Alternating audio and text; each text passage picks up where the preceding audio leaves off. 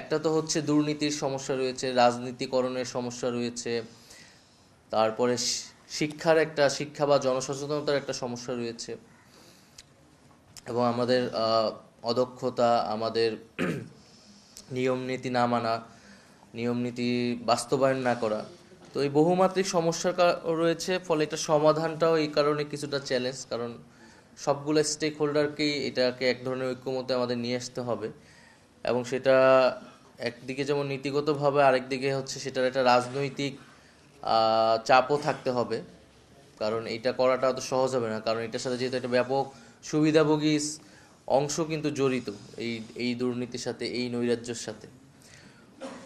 ফলে আমাদের এই বিষয়গুলো মাথায় রেখে আমরা যদি কাজ করি, আমরা মনে করি যে এটার সম্ভব, এবং মানুষের ভিতরে কিন্তু সেই আকাঙ্ক্ষাটা আছে। এবং আমি প্রথমেই যেটা বললাম যে যেহেতু 2018 সালের নিরাপদ সড়ক আন্দোলন একটা আমাদের কিন্তু চোখ খুলে দিয়েছিল সেই সময়, যে নিরাপদ সড়কের বিষয়টা যে খুবই একটা মৌলিক বিষয়, এবং সেই সময় 18 সালের পর থেকে এটি ব্যাপক আলোচনায় আসে বিভিন্ন সেক্টরই।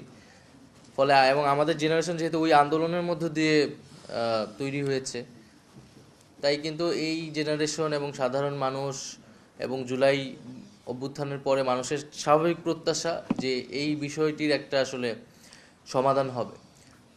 যদিও আমি যারা সংশ্লিষ্ট আছেন নীতি নির্ধারক পর্যায়ে, তারা ভালো বলতে পারবেন এখানে কতটুকু কাজ আগানো গেল। আমি মনে করি পরিবহন সেক্টরের দুর্নীতিটা বন্ধ হয় নাই। পরিবহন সেক্টরের আগে একদল দুর্নীতির সাথে জড়িত ছিল, এখন অন্য দল দুর্নীতির সাথে জড়িত, বাট দুর্নীতিটা চলমান আছে। ফলে ওই দুর্নীতিটা আমাদের বন্ধ করতে হবে। ওই যেই সেই জায়গায় আসলে রাজনৈতিক দলগুলার একটা দায়িত্বশীল ভূমিকা আসলে প্রয়োজন, কারণ রাজনৈতিক কর্মীরাই এই ঘটনাগুলোর সাথে জড়িত, দুর্নীতির সাথে।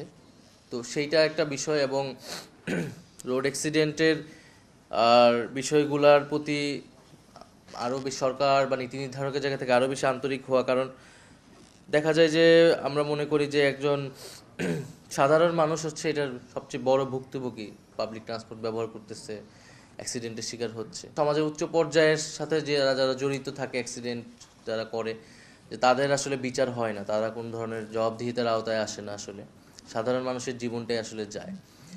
তো এই একটা চিত্র কিন্তু আমাদের সমাজে আছে, এটারও আসলে পরিবর্তন হওয়া দরকার। কারণ এই ঘটনাগুলোর সাথে যারাই জড়িত, যে হচ্ছে নিয়ম নীতি না মেনে হচ্ছে গাড়ি চালাচ্ছে, তো সে যেই হোক না কেন, আসলে তাকে বিচারের আওতায় আনা, জবাবদিহিতার আওতায় আনা, এটাও একটা সমাজে উদাহরণ তৈরি করে আসলে। তো আমি এইটুকুই সংক্ষেপে আমার কথা ছিল, যে আমি মনে করি যে যে এটা কাঠামোগত সংস্কারই প্রয়োজন, এবং একটা সিস্টেম আমাদেরকে ডেভেলপ করতে হবে। রাজনৈতিকভাবে দুর্নীতি এখানে বন্ধ করতে হবে, এবং হচ্ছে যে আমাদের যে ডেভেলপমেন্ট পলিসি, সেই ডেভেলপমেন্ট পলিসিতে মৌলিক পরিবর্তন আনতে হবে এই পুরা সড়কের নিরাপত্তা এবং প্রতিষ্ঠানটা সংস্কার করার জন্য।